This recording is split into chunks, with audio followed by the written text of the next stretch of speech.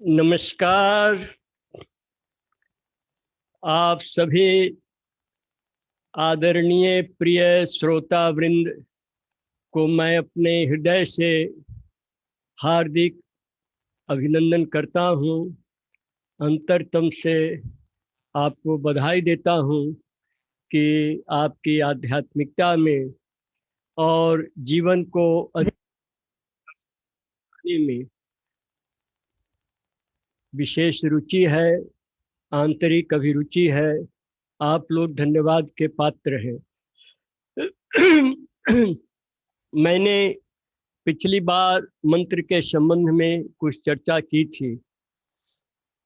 दो बात मैं अवश्य और कहना चाहूँगा, क्योंकि मंत्र इतना विराट विषय है कि वह आधे घंटे एक घंटे के कक्षा में पूरी तरह अभिव्यक्ति हो जाएगी, कहना मुश्किल है।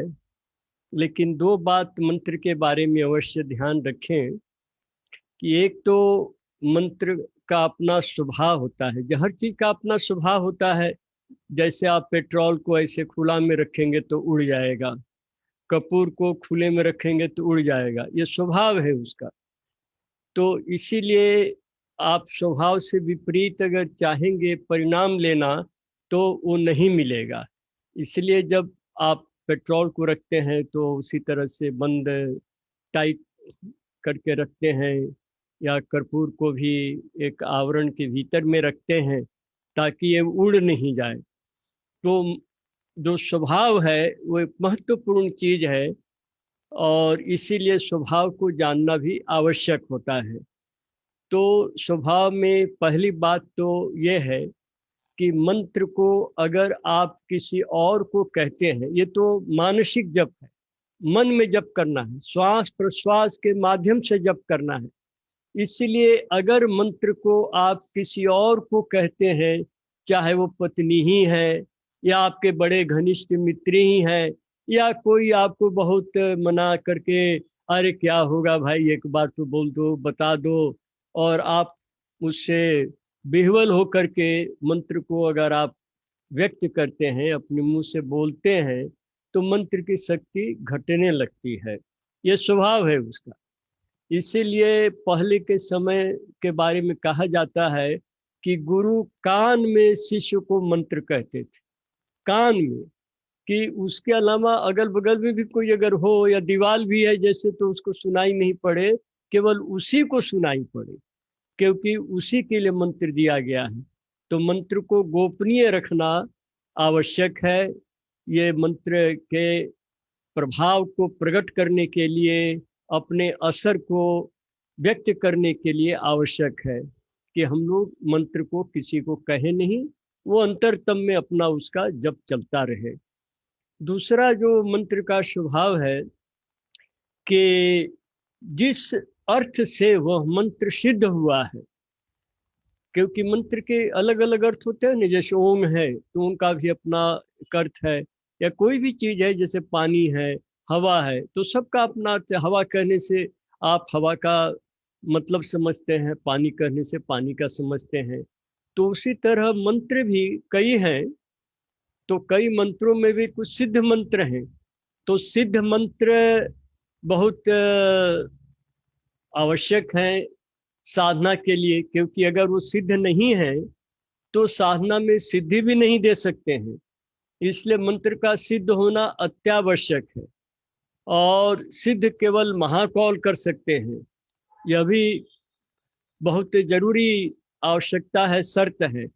क्योंकि मंत्र सिद्धि का मतलब है कि जिन्होंने मंत्र सिद्ध किया उनके मन के रंध्र रंध्र में वो मंत्र है, पूरा मन उनका मंत्र से भरा हुआ है। तब वो मानसिक शक्ति ले करके और फिर प्रकृति की अनंत शक्ति के साथ अनंत काल के लिए उस शब्द को, उस ध्वनि को वो विराट में, ब्रह्मांड में प्रवाहित कर देते हैं। अगर उनका मन का एक कण भी अगर मंत्र से भरा नहीं रहा तो मंत्र उपयुक्त रूप से सिद्ध नहीं होगा। इसलिए वो सिद्ध मंत्र होना चाहिए। और सिद्ध मंत्र में भी कई सिद्ध मंत्र हैं। उस व्यक्ति के लिए जो मंत्र है उसको कहते हैं इष्ट मंत्र। तो इष्ट मंत्र का ही जप करना है। और इसी के लिए आनंद मार्ग में श्री श्री आनंद महाकौल श्री श्री आनंद मूर्ति जी ने आचार्य का प्रशिक्षण दिया, मंत्र विज्ञान का ज्ञान दिया, जिससे कि वे जिन लोगों को दीक्षा दे वो सही मंत्र का उनको ज्ञान दे, उनके इष्ट मंत्र का ज्ञान दे सके।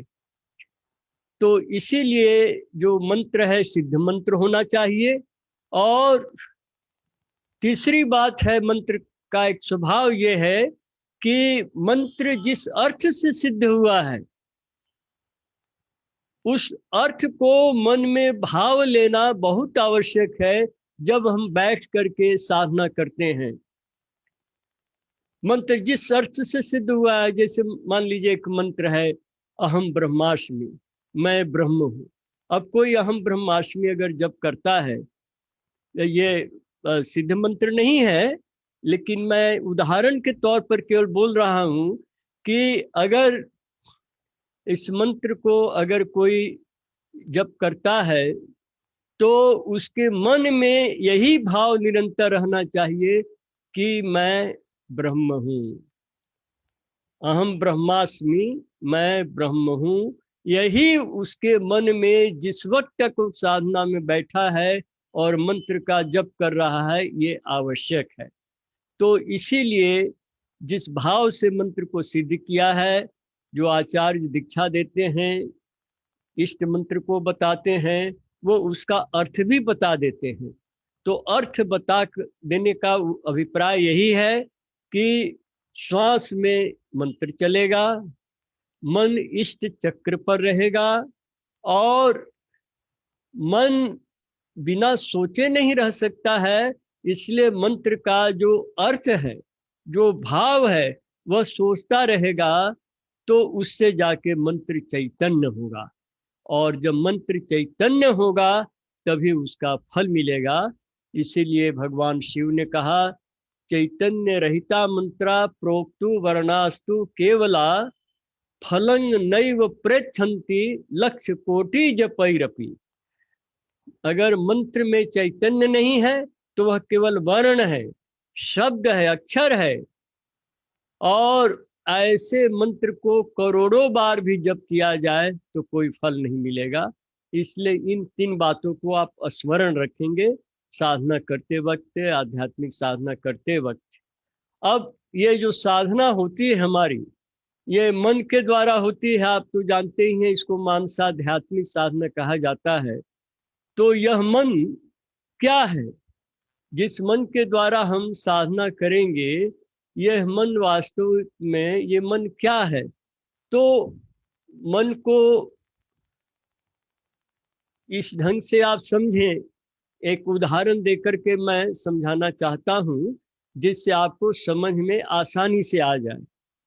उदाहरण में मान लीजिए जैसे कोई कुर्सी देखता है तो उसके मन में ये भाव आता है मैं कुर्सी देखता हूँ। अब मैं कुर्सी देखता हूँ, इस चीज को अगर आप तोड़ेंगे, इसको अलग अलग भागों में बांटेंगे तो ये आएगा मन में कि एक तो आएगा कि मैं हूँ, मैं जब हूँगा मेरा अस्तित्व होगा तभी मैं कोई भी काम कर सकता हूँ। तो पहला मेरा होना ही जरूरी है, मेरा अस्तित्व जरूरी है। तो मैं हूँ यह जो भाव है इसको कहते हैं, दर्शन में कहते हैं महत्तत्व। और उसको और ही ज़्यादा आसानी से समझ वाली भाषा में कहते हैं सेंस ऑफ सब्जेक्टिविटी या प्योर आई फीलिंग, मैंपन का भाव, मैं हूँ इसका भाव। दूसरा इसमें आता है कि मैं हूँ तो मैं कुछ करता हूँ। मैं केवल हूँ सो नहीं है, मैं करता भी हूँ। करने का माने कोई भी चीज, खाना पीना, सोना, उठना, बैठना, बात करना, टहलना, कोई भी काम करना तो मैं करता हूँ। तो मैं जो करता हूँ, जो करने वाला भाव है, कर्तृत्व का भाव है, इसको फिलॉसफी में, योग दर्शन में इसको अहं तत्व कहा गया। अहंकार भी आता है ना, मैं करता हूँ, लोगों मैंने ये किया, मैंने वो किया, ऐसा कर दिया, वैसा कर दिया, तो ये है अहं तत्व। या इसको हम लोग कहते हैं डूअर आई, करने वाला मैं, या सब्जेक्टिवेटेड आई। ये भी साधारण भाषा में, लोग के समझने वाली भाषा में सब्जेक्टिवेटेड आई, जो आई, जो करने वाला सब्जेक्ट है वो।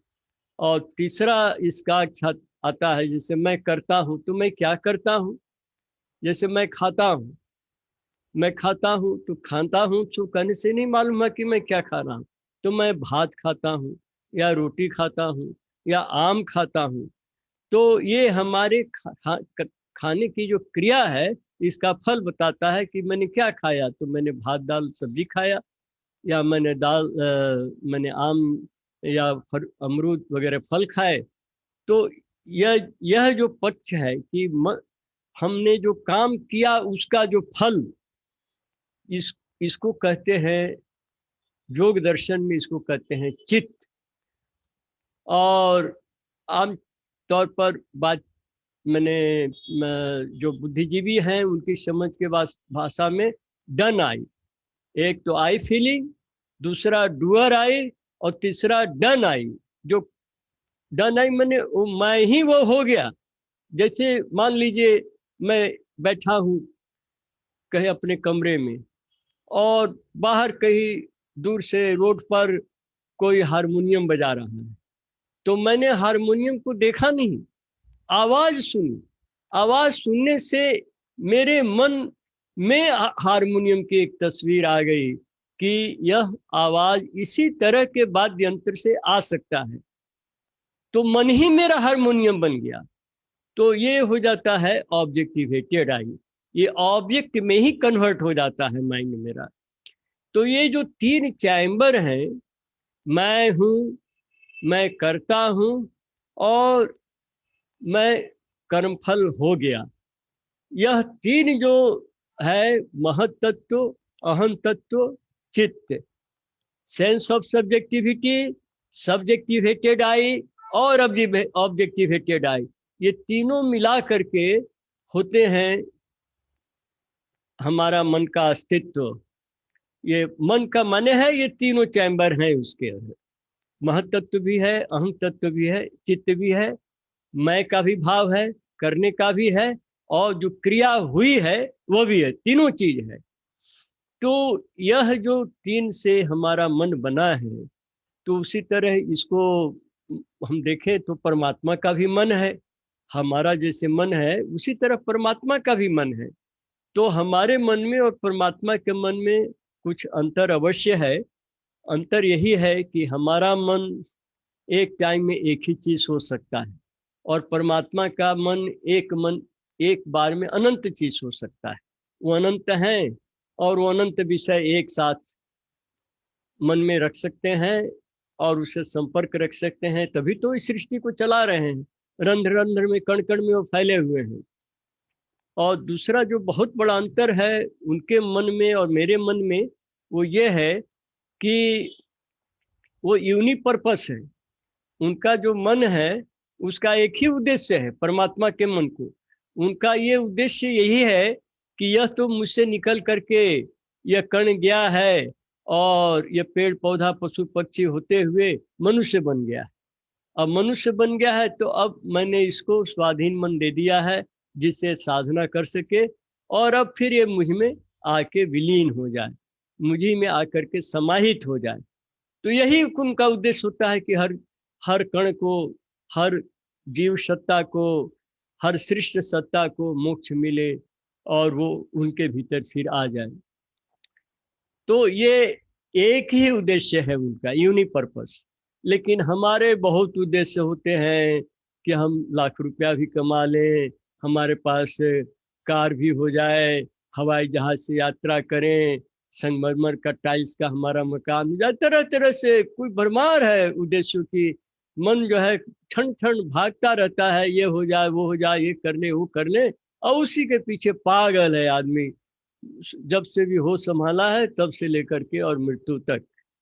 तो ये बहुत बड़ा अंतर है कि हमारे कई उद्देश्य हैं लेकिन परमात्मा का एक उद्देश्य है। हम हम एक ही दिशा में एक समय सोच सकते हैं। हम जिस वक्त भी आप देखेंगे एक ही विषय मन में रहेगा। अगर मान लीजिए हम रसगुल्ला भी खा रहे हैं, उस साथ पेड़ा भी खा रहे हैं, उसके साथ रसमलाई भी खा रहे हैं, तो किसी का स्वाद हमको ठीक पता नहीं चलेगा। रसगुल्ला के समय रसगुल्ला ही खाएंगे तो उसका स्वाद ठीक से मालूम होगा। पेड़ा के समय पेड़ा ही खाएंगे हम केवल, तो उसका स्वाद ठीक मालूम होगा। लेकिन परमात्मा एक साथ ही अनंत चिंतन करते हैं, अनंत विषय को मन में रखते हैं और खूब बढ़िया से वो उसको चला सकते हैं। हम नहीं कर सकते। हम एक समय में एक ही विषय रखते हैं और उस विषय से जहाँ दूसरी जगह मन गया तो इस विषय से और दूसरे विषय में जाना, दूसरे से तीसरे विषय में जाना, इसी की मन को चंचलता कहते हैं। तो साधना के जगत में मन को एकाग्र करना होता है। एकाग्र होने से फिर उस चीज में मन हमारा जो चित्ताणु है, हमारे मन के जो कण कण है, रंध्र रंध्र हैं, उस चीज से भर जाते हैं। तो उस चीज की हमारी सिद्धि होती है, उस चीज के बारे में हमको पूरा सही ज्ञान होता है, सफलता मिलती है। तो इसको कहते हैं हम कि मंत्र की सिद्धि हो गई। तो इसीलिए हम एक टाइम में एक ही चीज सोच सकते हैं, एक ही विषय को रख सकते हैं। तो इस का लाभ यही है कि एक विषय रखने से हम अगर परमात्मा के बारे में चिंतन करते हैं तो हमारा मन परमात्मा के चैतन्य में धीरे धीरे रूपांतरित होते होते अंततः वो परमात्मा बन जाएगा। तो इसके लिए हमारा मन, आप जानते ही हैं कि जिस तरह से मैंने भी आपको बताया कि हमारे मन के जो 3 चैम्बर हैं, तो उसको जो साइकोलॉजिस्ट हैं, मनोवैज्ञानिक हैं, वो उन्होंने नाम दिया है कॉन्शस माइंड, सब कॉन्शस माइंड और ऑन कॉन्शस माइंड। ये 3 नाम दिए हैं तीनों चैम्बर को, जिसको हम लोग कहते हैं योग योग मनोविज्ञान की भाषा में स्थूल मन, सूक्ष्म मन और कारण मन। तो स्थूल मन, सूक्ष्म मन और कारण मन, और इसी को हमने जो अभी कुछ देर पहले कहा आपको कि चित्त, चित्त का मन समझ लीजिए स्थूल मन, और जो सूक्ष्म मन का मतलब समझ लीजिए आप सब कॉन्शियस माइंड, और जो कारण मन है उसको ऑन कॉन्शियस माइंड या सूक्ष्म कारण मन उसको कह सकते हैं। तो ये 3 हमारे मन के चैम्बर, मन को जानना है, समझना है। तो इन तीनों को ही हमें समझने की जरूरत है। और जैसा आप लोग जानते हैं, ये कहावत है एक कि मन के जीते जीत है, मन के हारे हार। तो जो मन को जीत लिया वो दुनिया में किसी को भी जीत सकता है। दुनिया को जीतना उसके लिए कठिन नहीं है। और आप देखेंगे कि दुनिया में उन्हीं का प्रभाव सबसे ज़्यादा हम अभी तक महसूस करते हैं, जो मन के विजयी हुए, जिन्होंने मन पर अपना पूरा नियंत्रण किया। चाहे वो कबीर हो, ईसा हो, नानक हो, मीरा हो, ऐसे ऐसे महापुरुष जिन्होंने मन को पूरी तरह अपने कब्जे में किया, मन उनके नियंत्रण में रहा, वे मन के नियंत्रण में नहीं रहे। तो यह मन जिसके ये 3 चैम्बर हैं, ये कैसे काम करता है? तो मन को काम करने का जो आधार है वह शरीर है। शरीर में हमारी 5 ज्ञानेंद्रियां हैं और 5 कर्मेंद्रियां हैं। ये पहले तो शरीर को ही ले, थोड़ा सा चर्चा उसके बारे में भी आवश्यक है, क्योंकि जो शरीर जब तक ठीक नहीं रहेगा, मन भी ठीक काम नहीं करेगा। तो शरीर में, शरीर को कहा जाता है अन्नमय कोश। अन्न से जो बना हुआ जो हमारा शरीर है, वह आधार है, वही वहन करता है हमारे मन को। मन शरीर के बिना काम नहीं कर सकता है। और ये शरीर 5 भूतों का बना हुआ होता है। इसीलिए इस शरीर को ठीक रखने के लिए हमको ठीक आहार लेना अत्यावश्यक होता है। और इस शरीर में जो हमारे ज्ञानेंद्रियां और कर्मेंद्रियां हैं, जैसे ज्ञानेंद्रियां हैं आँख, नाक, कान, जीभ और त्वचा, ये 5 ज्ञानेंद्रियां हैं। और उसी तरह से 5 कर्मेंद्रियां हैं। इसमें आँख, नाक, कान, उसके बाद मल और मूत्र को त्याग करने का अंग, और जीभ, हाँ, कंठ, ये 5 हमारे कर्मेंद्रियां हैं और 5 ज्ञानेंद्रियां हैं। तो ज्ञानेंद्रियों के द्वारा जो बाहर की तरंग है उसको मन स्वीकार करता है। मन के ऊपर वो आकर अपना प्रभाव डालती हैं और मन में वो अपना एक छाप छोड़ती हैं। और उसके बाद मन चाहे तो उन तरंगों को फिर बाहर भी वो प्रकट कर सकता है। जैसे मान लीजिए हमने कोई मिठाई देखा, मिठाई देखा आँख से, उसके बाद हमने उसको खाया तो जीभ ने उसका स्वाद ग्रहण किया। और फिर अगर हम चाहें तो लोगों को बोल के बता सकते हैं कि ये जो रसगुल्ला है इसका ये स्वाद है। तो ये सारे इंद्रियों के माध्यम से हमारे शरीर के जो अंग और प्रत्यंग हैं काम करते हैं। तो इन अंगों को, प्रत्यंगों को काम करने के लिए इंद्रियों का मन से जुड़ा होना आवश्यक है। तो ये जो 10 इंद्रियां हैं ये मन के घोड़े की तरह काम करते हैं। कि शास्त्रों में कहा गया है कि आत्मानम रथिनम विद्धि शरीरम रथमेव तु बुद्धिन्तु सारथिम विद्धि मनः प्रग्रहमेव च। कि यह जो हमारा जो शरीर है यह है रथ। रथ आप जानते हैं, जो घोड़े चलाते हैं जिसको। तो यह शरीर रथ की तरह है और ये जो घोड़े हैं ये इंद्रियां हैं जो इधर उधर भागती रहती हैं। और मन लगाम है, और इस लगाम को कंट्रोल करने के लिए विवेक की जरूरत है। और इसका जो आरोही है, इसमें जो बैठा हुआ है वह है आत्मा। तो यह जो लगाम है, जो इंद्रियों को ये जो घोड़े हैं भगा भगा रहा है, यह लगाम अगर विवेक के हाथ में है, अगर विवेक से कंट्रोल हो रहा है ये लगाम, तो घोड़ों को सही दिशा में चलाएगा। और अगर ये लगाम विवेक के कंट्रोल में नहीं है, यह मन हमारा कहिए कि विवेक सम्मत काम नहीं करता है, विवेक का आदर नहीं करता है, तो फिर हमारी इंद्रियां भी बेलगाम हो जाती हैं और वो अनेक अनावश्यक और अवांछनीय कर्म करने लगती हैं। तो इसीलिए जो इन इंद्रियों को जो संयमित करना है, कंट्रोल करना है, ये कैसे संभव है? तो इसी के लिए जो मन का पहले तो हम लोग एक एक स्तर को समझते जाएं, तो इससे ये समझना आसान हो जाएगा कि मन किस प्रकार काम करता है। तो मन में 5 कोश हैं। जिस तरह से 3 हिस्से मैंने मन के बताए, स्थूल मन, सूक्ष्म मन और कारण मन। तो ये भी 5 कोशों में, 5 स्थितियों में बटे हुए हैं। तो जो हमारा स्थूल मन है, कॉन्शियस माइंड है, ये कामना का भंडार है। इससे हम डिजायर हमारे मन के अंदर पैदा होता है, इच्छा पैदा होती है। मैंने पहले तो हम कोई चीज को सेंस करते हैं, सेंसेशन होता है हमारे अंदर। सेंसिंग, डिजायरिंग एंड एक्टिंग, ये 3 हमारे कॉन्शियस माइंड के काम होते हैं। कि कोई भी चीज हम देखते हैं उसका संवेदना हमारे अंदर आता है।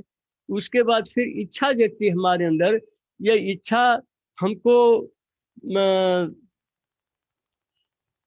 आकर्षण का भी हो सकता है, विकर्षण का भी हो सकता है, अच्छा लगने का भी हो सकता है और घृणा करने का या दूर जाने का भी हो सकता है। दोनों ही तरीके का हो सकता है। जैसे कूड़े के पास से जा रहे हैं तो मन वहां से दूर भागना चाहेगा, लेकिन बगीचे में से गुजर रहे हैं तो मन को बड़ा अच्छा लगेगा। तो यह पहले तो कोई वस्तु का हमारे ऊपर उसके जो तरंगे आती हैं, उसके जो तन्मात्र आते हैं, इन्फ्लुएंसेस आते हैं, वे हमारे ऊपर प्रभाव डालते हैं। तो हमें एक इच्छा जो अनुकूल होती है या प्रतिकूल होती है पैदा होती है, अब फिर हम उसी के अनुसार काम करते हैं। बगीचा आया, अच्छा लगा तो हम वहाँ बैठ गए, फूलों को देखने लगे, एक सुरभित वातावरण में हम रहे। तो ये कॉन्शस माइंड जो है, यह काममय कोश से जुड़ा हुआ है, जो मन का हिस्सा, जिसमें कामनाएं, इच्छाएं जिससे पैदा होती हैं, जो हमारे इंद्रियों से, नाड़ियों से, स्नायुओं से, ग्रंथियों से जुड़ा होता है। तो इससे हम अपने शरीर को संचालित करते हैं और उसके द्वारा जो काम करना होता है करते हैं। तो इसीलिए पहला तो ये कॉन्शस माइंड है, इसको ध्यान रखने की ज़रूरत है। क्योंकि जब साधना हम करते हैं उस वक्त कोशिश करते हैं कि हम आँख मूंद के करें, तो जब आँख मूंदते हैं तब भी जो है सो एक पूरी दुनिया हमको दिखाई देने लगती है। तो यह दुनिया जो पंचभूत का जगत है, जो मानसिक रूप में हमारे साथ आ गया, तो उसको हटाना ये काममय कोश के ऊपर कंट्रोल करने की स्थिति है। कि हमारा जो मन का काममय कोश है उसको हम अपने नियंत्रण में लेना चाह रहे हैं, अपनी कामनाओं को हम से मन को हटा रहे हैं, चाहे वो घृणा की हो या प्रेम की हो, किसी भी चीज की हो, हम कोई मन में और विषय नहीं रखना चाहते हैं। तो इसीलिए हमारा जो कॉन्शस माइंड है, चेतन मन है, स्थूल मन है, यह हमारे काममय कोश से जुड़ा हुआ है, मन के कामना वाले अंश से जुड़ा हुआ है। और जो जब इसके साथ जो इससे और सूक्ष्म है, इससे और गहरा है, उसको हम कहते हैं मनोमय कोश। ये मनोमय कोश का काम है स्मरण और मनन, कि स्मरण करना या चिंतन करना, ये दो चीजें हमारे मनोमय कोश में आती हैं। तो ये जो सूक्ष्म मन है या सबकॉन्शियस माइंड, इसके अंतर्गत ये दो क्रियाएं मुख्य रूप से होती हैं। तो ये कैसे होती हैं? तो जब आप कोई गहन चिंतन में जाते हैं, तो गहन चिंतन में जाते हैं तो उस वक्त आपका जो कॉन्शियस माइंड है वह शांत हो जाता है। आप दुनिया से अपने मन को हटा लेते हैं, इंद्रियों से अपने मन को हटा लेते हैं। तो उस स्थिति में आपका माइंड विड्रॉ कर लेता है दुनिया से। तो दुनिया से विड्रॉ कर लेने के बाद आप किसी विषय पर जो सोच रहे हैं, तो एकदम जब गहन चिंतन होता है तो उस चिंतन के फलस्वरूप आपका मन उसी विषय में रमण करता है। और अगर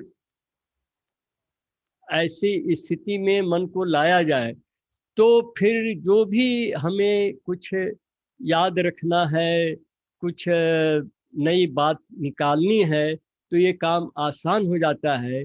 क्योंकि जो हमारा मन, चेतन मन है, काममय कोश है, वो उस वक्त बिल्कुल निष्क्रिय है। तो निष्क्रिय होने से मन की चंचलता बहुत कम हो जाती है, और जो भी चीज हम ग्रहण करना चाहते हैं आसानी से हम ग्रहण कर सकते हैं।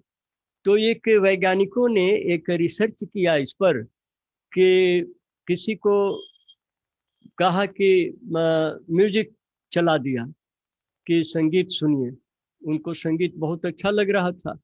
फिर उन्होंने कुछ और भाषा का, जिस भाषा को व्यक्ति जानता है उससे किसी और भाषा का और कोई और विषय का बात वो बोलने लगे। लेकिन उसको कहा गया कि तुम ध्यान अपना संगीत पर ही रखो, क्या आप बोल रहे हैं इस पर नहीं रखो। तो कुछ देर के बाद, कुछ देर रिकॉर्ड वगैरह ये सब करने के बाद उससे फिर जब पूछा गया कि क्या तुमने कुछ और कुछ जाना, सुना, समझा, तो जो शब्द जिस कुछ और भाषा के बोले गए थे उसको उसने साफ साफ बता दिया। तो इससे वैज्ञानिकों को ये महसूस हुआ कि अगर हमारा चेतन मन, कॉन्शस माइंड अगर शांत है, बिल्कुल वो विषय रहित है, तो हम बहुत ज़्यादा ज्ञान प्राप्त कर सकते हैं, हमें बहुत ज़्यादा उससे अनुभूति हो सकती है किसी भी सही तत्व की। ये वैज्ञानिकों ने रिसर्च करके पाया। उसी तरह से बहुत तरह के प्रयोग किए गए हैं। जब आदमी नींद में है तो नींद में क्या होता है कि कॉन्शस माइंड उस वक्त बिल्कुल शांत रहता है और सब कॉन्शस माइंड एक्टिव रहता है। तो कॉन्शस माइंड शांत रहने का माने है हमारी इंद्रियां ठीक हैं लेकिन वो काम नहीं कर रही हैं, हमारे अंग प्रत्यंग ग्लैंड ये सब ठीक है लेकिन काम नहीं कर रहे हैं। तो उस वक्त सब कॉन्शियस माइंड में अगर कोई बात दी जाए, कोई उसको ज्ञान वहाँ सुनाया जाए, कुछ कहा जाए, वो सोया हुआ है गहरी निद्र में लेकिन वहाँ अगर कुछ कहा जाए, बताया जाए, तो वो आसानी से उसको स्मरण रहता है। इसको भी वैज्ञानिकों ने अपना प्रयोग करके देखा है और इस पर और प्रयोग चल रहे हैं, जिससे आदमी 1 साल का विषय जो 1 साल में पढ़ करके प्राप्त करता हो 1 महीने में जो है सो सीख सकता है, अगर उसका कॉन्शस माइंड बिल्कुल शांत रहे। और इसी सब कॉन्शस में हमारे स्वप्न होते हैं, इसी में हिप्नोटिज्म जो सम्मोहन की विद्या, लोग बहुत से लोग सम्मोहित करके और किसी से कोई बात निकालते हैं तो वो सम्मोहित अवस्था में वह बात तो सच सच बोल देता है, जो सच्चाई है, जिस तथ्य को जानना चाहते हैं उससे मालूम कर लेते हैं। लेकिन उस सम्मोहित व्यक्ति उस वक्त तो उसका चेतन मन बिल्कुल ही सक्रिय नहीं था, निष्क्रिय था। इसीलिए जो भी उसके अंदर मन के अंदर जो बात आई वो सच्चाई थी। और इसीलिए हिप्नोटिज्म की स्थिति में आदमी को बहुत से रोगों से मुक्त भी किया जा सकता है और बहुत से जो अनजान तत्व हैं उनको जाना जा सकता है।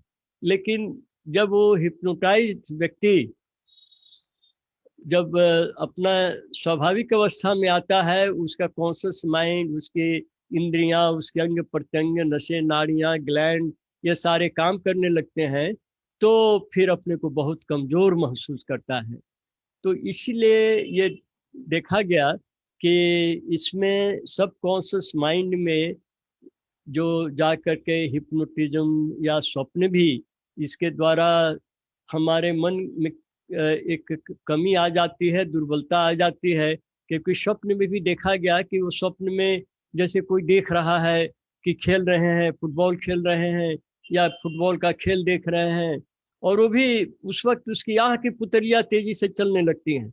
सोया हुआ है लेकिन आँख की पुतलियाँ तेजी से चल रही हैं और उसका कभी कभी पैर चला देगा, कभी हाथ चला देगा, वो अनजाने में ही।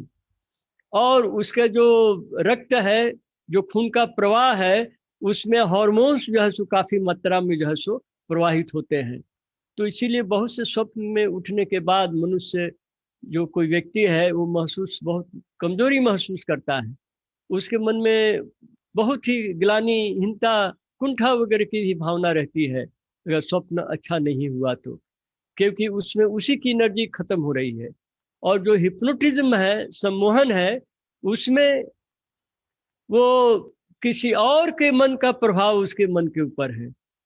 कोई दूसरे व्यक्ति ने उसके चेतन मन को अपने कब्जे में ले लिया है, इसीलिए उसका सबकॉन्शियस माइंड में वही बात आ रही है जो दूसरा व्यक्ति, हिप्नोटाइज करने वाला व्यक्ति सोच रहा है। वो जो सोच रहा है वही, उसी के अनुसार दूसरा व्यक्ति काम कर रहा है। तो इसमें वो अपनी इच्छा से कुछ नहीं कर पा रहा है, तो उसका अपना व्यक्तित्व जो है सो उसमें खो जाता है। इसीलिए जो अच्छी बात यही होगी कि हमारा माइंड हमारे अपने कंट्रोल में रहे, हमारे अपने प्रयास से, हमारी अपनी साधना से, अपनी ओजस्विता तेजस्विता से इसका विकास हो। इसके लिए हम योग साधक बने, योग साधना करें, मन को अंतर्मुखी करने की विद्या को जाने और इस साधना के माध्यम से अपने मन का विकास करें, जिससे हमारा चेतन मन, हमारा अवचेतन मन, स्थूल मन और सूक्ष्म मन, क्रूड माइंड और सटल माइंड, दोनों ऊर्ध्व गति की दिशा में रहे। इसके जितने भी अणु परमाणु हैं उनमें एक सूक्ष्म तरंग रहे, वे हमारे ऊर्ध्वगति के कारण हो, अधोगति के कारण नहीं हो। इसीलिए इन पर ध्यान रखना जरूरी